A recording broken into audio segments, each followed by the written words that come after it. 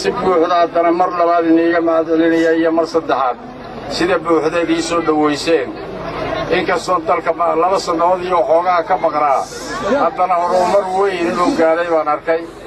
waa ilaahay mahadii weeye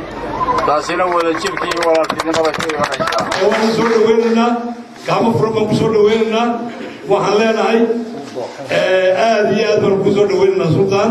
soo dhawow ku soo dhawow ummadaadii gobolladaadii dadkaagii oo ku jecel ku soo dhawow waananu kula shaqaynaynaa diyaar baanu kula nahay inaanu hiiliyo oo ku gara joogsano waan ku soo dhaweynayaa sultaan horumar hadday wada tahay hadday degan tahay baa ka socda nin kasta oo go'aansada inuu dadkiisa ka saaro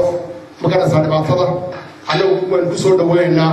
waxa weeye tii aad dusha markaba ka joogtay baan sultaan ku soo dhaweynaynaa waxa kaloo dalka u qabtay iyo turkiga u qabtay waan ogahay wuxuu qabanayana annagu waan garanaynaa ilaahay ha raajo xilligiisa caafimaad nahas